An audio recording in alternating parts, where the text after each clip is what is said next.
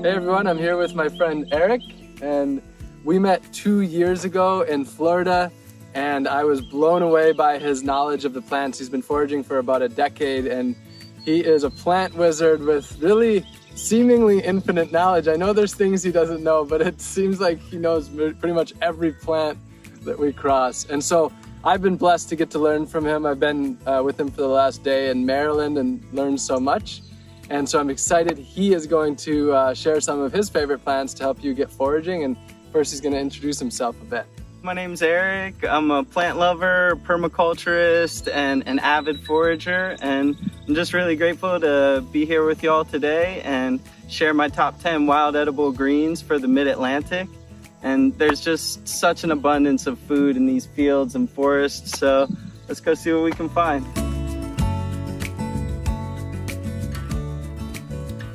My number one all-time favorite wild edible green has to be Urticadioica, or the mighty stinging nettle. There is a native North American species as well, Urtica gracilis, and also Laportia canadensis. I love it for so many reasons. It offers all kinds of amazing medicine. Its flavor is incredible. It can be absolutely prolific in the wild, and it's very easy to cultivate for those of us who are gardeners. Not to mention it'll grow in full shade underneath of black walnuts for the permaculturists out there. It can be made into dried green powders or blended up into pestos, or it can also be steamed and sauteed. Any kind of heat will deactivate the stinging hairs and make it edible. But yeah, definitely my number one all-time favorite has to be stinging nettle. So number two on my list of wild edible greens has got to be chickweed. This is another great friend to really connect with and bring into the kitchen. So this is Stellaria media. Common name is chickweed. And I love this one because it's pretty easy to identify. It has these really cute little star-shaped flowers on it and opposite leaves. It's really cool and juicy, and the flavor is really awesome. It's one that I do like to cook because it's a little bit higher in the oxalic acid department, but it also makes a great pesto and can be dried into powders. So yeah, I would definitely say number two on the list is chickweed, and keep an eye out for this one in the spring and fall. It'll disappear in the summer. So number three on my list is lamb's quarters. This is one of the first friends that I really got tuned into when I was first starting to eat something wild every day.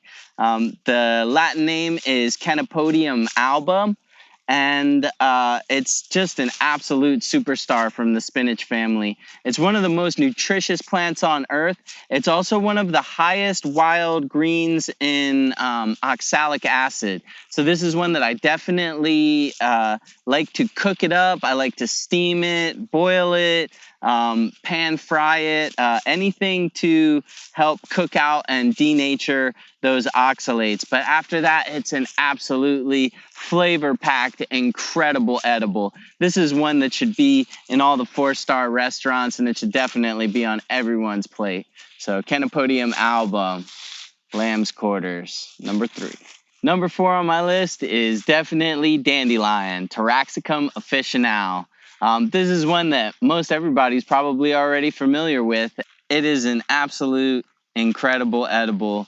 The leaves are great in salad, but they can also be boiled to remove some of the bitterness if you're not into that. They are loaded with all kinds of nutrients, tons of vitamin A, and they're the second highest source of boron of any of the wild greens, which is cool because boron helps to detoxify the body of fluoride. So it's definitely an important one for us to bring into our diets. And it's also a great one for helping to support the liver health and helping our body to detoxify in multiple different ways. So dandelion is definitely one for everybody to tune into and bring home to the dinner plate.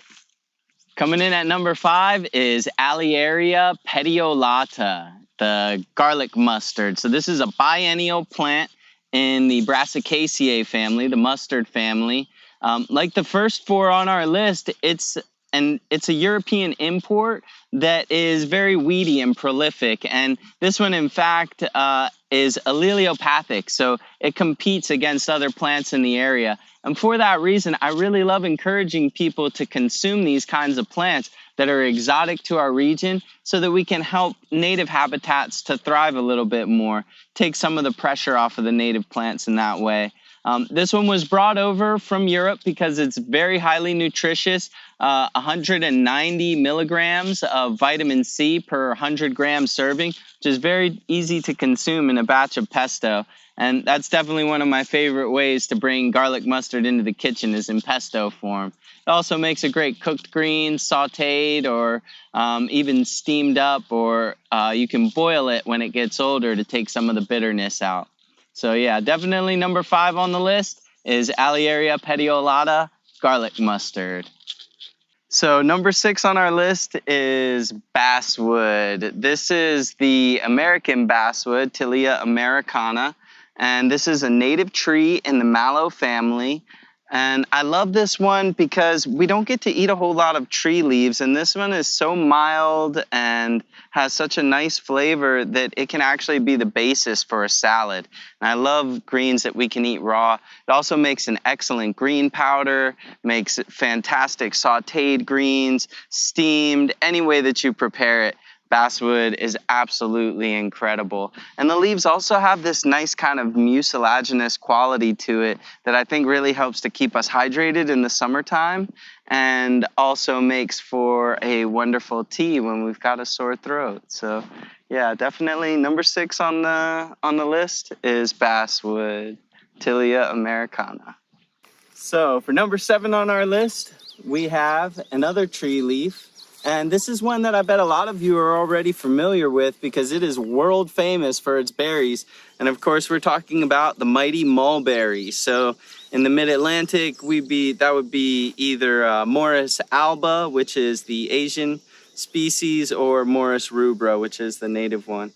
They both have edible leaves. There is an introduced species, Browsonidia papyrifera, that is a look-alike that's worth looking into. It's called the paper mulberry. It's in the same family, but not as edible. And this one, it's not as, some of them are acceptable as a salad crop, but more so I think of mulberries as being great for green powders or cooked greens, either steamed, sauteed, or otherwise kind of cooked down a little bit. And yeah, I love mulberries because they're so easy to identify and they're so prolific and they have these deep roots and they're just beautiful, amazing, awesome trees. So number 7 is the mighty mulberry, Morus alba, Morus rubra. Coming in at number 8 on our list is purslane, Portulaca oleracea. And this is a really great cooking green. It can also be added raw to salads. The flavor is great. It is kind of high in oxalic acid, so I do prefer to cook it myself personally. But I have heard of people adding it to smoothies. It's got a little bit of a sliminess to it that adds a great mucilaginous kind of throat coating quality to it. And one of the other things that's amazing about this plant is its remarkably high omega-3 fat content. So this is a great source of omega-3 fats from a local wild, plant-based source. So yeah, definitely, let's say number 8 is Portulaca oleracea, purslane. So number 9 on our list is Asclepius syriaca. This is a native perennial that grows in open fields all throughout the country. This one is absolutely incredibly delicious.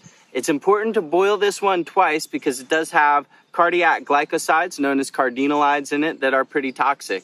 So I like to boil it in 2 changes of water. Another thing to be aware of with this plant is that it looks very similar to another native that is poisonous, and that's dogbane.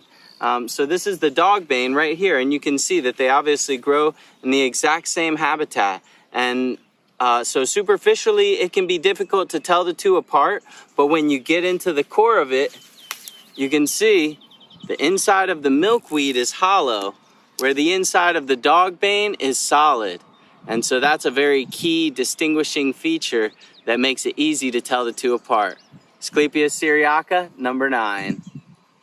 Coming in at number 10 on our list is the mighty Bidens, beggar's ticks, Spanish needles, and with this one we'll go ahead and say the entire genus. As far as I know, every species is edible.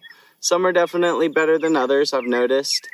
This one in particular is Bidens frondosa, and this one is a great weedy summer superstar.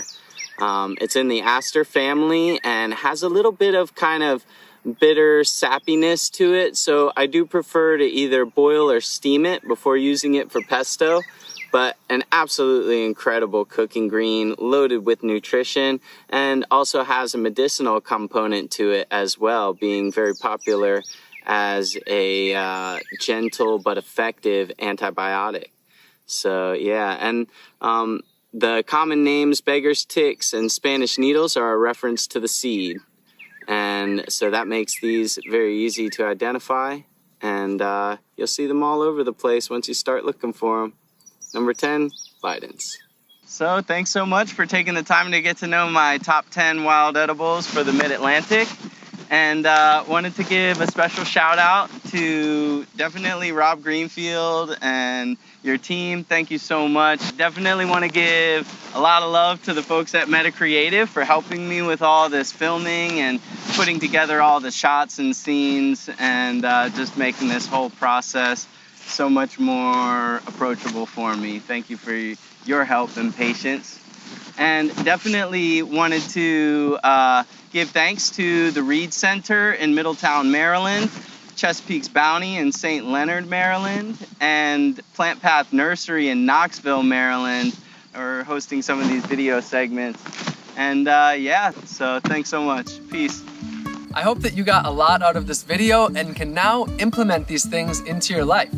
Eric is a plant educator, an earth lover, and a permaculturist with so much knowledge to share with us. Check the links in this description to follow him.